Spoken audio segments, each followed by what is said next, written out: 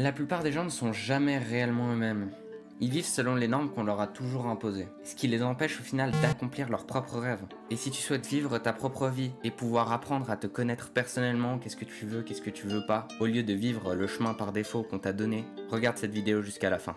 Déjà, c'est quoi la différence entre vivre et exister? Exister, c'est vivre selon les normes imposées par les autres. C'est-à-dire que par exemple, si on te dit va à droite, tu vas aller à droite et tu n'iras jamais à gauche parce qu'on t'a dit ne va pas à gauche. Alors que vivre, c'est vivre selon tes propres normes. C'est-à-dire qu'on t'a dit par exemple ne va pas à gauche, mais comme tu sens que tu dois aller à gauche, tu vas aller à gauche. Et le pire, c'est que ce nombre est en train d'augmenter. Les gens sont de plus en plus en train d'exister au lieu de vivre. Et je t'expliquerai à la fin l'effet néfaste que ça a d'exister au lieu de vivre.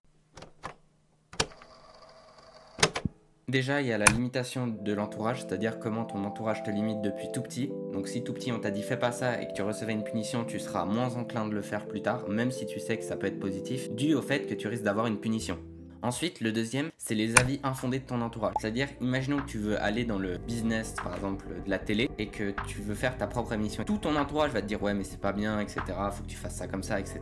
Ils ont aucune connaissance. Ils n'ont jamais été dans le domaine de la télé. Et pourtant, ils t'en parlent comme s'ils connaissaient. Et ça, c'est un problème qui stoppe beaucoup de gens parce qu'ils disent, ah oui, mais il doit avoir raison sur son avis. Alors que non.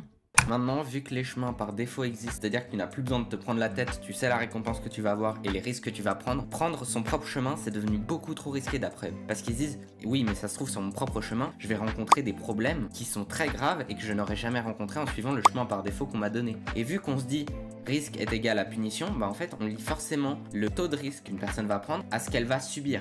Et donc vu qu'on lit ça dû à l'entourage quand on était petit, bah maintenant on se dit oui mais le chemin par défaut c'est 1000 fois plus safe, je le prends à coup sûr. Et un truc qui est de plus en plus fréquent dans notre génération, c'est vraiment le fait que la confiance en soi s'est jamais développée. Parce que maintenant qu'on reste toute la journée devant des écrans ou en train d'être sur les réseaux sociaux ou même parler à des gens à travers les réseaux sociaux, tout ce genre de choses, peu importe comment, qu'est-ce que tu fais devant ton écran, à part des choses très rares, tu ne développeras jamais de confiance en toi. En tout cas, tout ce qui te génère beaucoup de dopamine, je t'assure qu'elle te générera aucune confiance en toi. Pour prendre son propre chemin, mine de rien, il faut quand même avoir confiance. Tu vas pas te dire, je prends un chemin où je ne sais pas les récompenses, je ne sais pas les risques, je sais pas quel choix je dois faire actuellement. Par contre, je vais le prendre.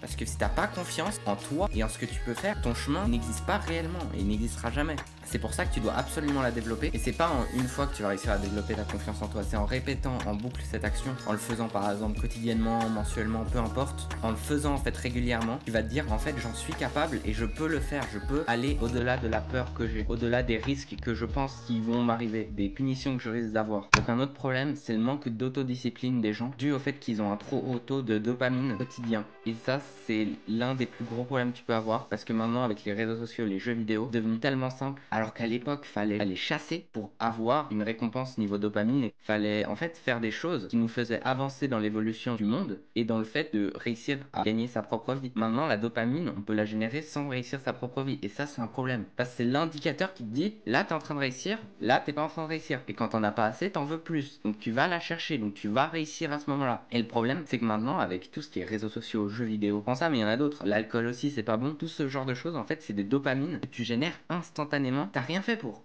T'as rien fait pour et pourtant tu l'as. Qui fait que les gens maintenant, à cause de ce trop haut taux de dopamine, ils ont plus d'autodiscipline. Et aussi dû aux réseaux sociaux, et je pense les jeux vidéo n'aident pas non plus, le temps de réflexion est devenu très court. C'est-à-dire que maintenant tu demandes à quelqu'un de réfléchir pendant 3 minutes à un sujet et d'essayer de développer dedans avec son propre esprit et ses propres pensées, d'avoir son côté critique, etc. Il ne l'aura pas. Et ça c'est un problème qui est de plus en plus récurrent. Parce que maintenant avec les réseaux du style TikTok, qui a été implémenté sur tous les autres, le style scroll a été implémenté sur tous, au final les gens maintenant ils se retrouvent à scroll toute la journée sans s'en rendre compte, à passer des heures par exemple sur des shorts YouTube, et au final ils voient le temps passer, et vu que ça génère de la dopamine, ils font pas l'action qu'ils devaient faire, vu que ça en génère plus, et en plus de ça, bah à côté, ça crée un manque d'autodiscipline. Et aussi, quelque chose qui t'empêche de vivre et qui te fait exister, c'est l'école. Parce qu'on sous-estime trop l'impact, mais en fait, c'est de là, autant ton entourage que l'école, c'est les deux qu'on dit risque est égal à punition et suis exactement ce que je fais. Surtout l'école qui te dit, tu fais ça, et c'est tout. Tu manges à telle heure, tu fais telle chose à tel moment, et tu ne réfléchis pas plus. Maintenant, je vais te parler du problème de trop réfléchir, c'est-à-dire overthinking en anglais. En gros, c'est quand tu te mets à trop penser pour des choses que tu n'as par exemple pas faites. Et ça, c'est un des problèmes que tu risques de rencontrer si tu essaies de créer de la confiance en toi. Tu vas te mettre à penser, à penser, à penser, à penser à tout ce qui peut t'arriver, mais en fait, tu vas jamais le vivre et tu seras certainement très loin de la réalité de ce qui peut se passer. Parce que tu vas t'imaginer de tels scénarios qui n'ont aucune chance de t'arriver. Imaginons que tu décides d'aller parler à quelqu'un que tu connais pas. Bah toi, dans ta tête, ça se trouve, vu que tu as trop pensé, tu te dis, ça se trouve, là, il va commencer à essayer de me taper, à essayer d'être violent, etc. Alors qu'en réalité, la personne, ça se trouve, elle s'en fout. Et juste, tu vas lui parler, elle va peut-être te répondre, etc. C'est tout ce qui a des chances d'arriver. Au pire, la personne, à la fin de la discussion, elle t'aime pas. C'est le pire truc qui pourrait vraiment t'arriver. Donc, le fait de trop penser, faut que tu arrives à le diminuer. Et le meilleur moyen, c'est de faire une action directe. C'est-à-dire que la règle des 5 secondes, tu l'appliques et c'est bon. Parlons des symptômes maintenant. Parce que les symptômes, ceux que j'ai vécu personnellement, je me permets pas de m'avancer sur des symptômes et de les inventer. Il y a déjà le vide intérieur, c'est-à-dire que tu sens rien en fait. Tu n'as pas vraiment d'émotion à ce moment-là. Il y a des moments où tu as l'impression qu'exister, c'est plus vraiment exister. T'es là sans trop de raison en fait, tout simplement. Aussi, après, il y a le mal-être semi-permanent qui sort de tu ne sais pas où. Par exemple, t'es dans le train, paf, tu te sens mal, t'as un mal-être d'un coup. Pareil, par exemple, t'es à l'école, t'es à la maison. Ça arrive à des moments full aléatoires. Tu comprends pas le lien, des fois c'est avec tes potes, etc. Tu te sens mal, vraiment t'as un mal intérieur, etc. Ça vient certainement du fait que t'es en train d'exister. Et le dernier, c'est un sentiment de manque. C'est-à-dire qu'il y aura des moments où t'auras vraiment l'impression d'avoir un manque. Comme si t'as oublié quelque chose chez toi le matin. T'as ce sentiment d'avoir oublié un truc et au milieu de la journée tu t'en rends compte. C'est la même chose quand t'existes. Sauf que ça arrive à des moments hasardeux. C'est-à-dire par exemple t'es en train de rentrer chez toi, t'as l'impression d'avoir oublié un truc. T'es en train d'être avec tes potes, t'as oublié un truc. En fait c'est des sentiments que tu peux avoir et c'est différentes phases. Mais donc si t'as un de ces sentiments, déjà ça veut dire que t'es en train certainement d'exister. Si la vidéo t'aide, ou n'hésite pas à liker, ça permettrait de la mettre en avant. Et en plus de montrer cette vidéo à plus de gens afin d'aider encore plus de personnes. Bon, maintenant je vais te dire, parce qu'au début je t'ai dit pourquoi c'était grave d'exister au lieu de vivre. Maintenant je vais t'expliquer. C'est-à-dire que quand tu vis, tu crées ton propre chemin, tu suis tes propres chemins. Alors quand tu existes, tu les suis pas. Juste petit résumé au cas où. Imagine-toi que tu existes au lieu de vivre. Tu as envie de vivre, donc tu as envie de créer ton propre livre, etc. Tu sens que c'est ce que tu dois faire à l'intérieur de toi. Par exemple, sur comment bien débuter la méditation, etc. Tu te dis, trop bien, je vais écrire ce livre, mais au final, tu te mets à écouter ton entourage qui te dit, ouais, mais c'est pas une bonne idée, en plus, tu devras payer les frais, etc.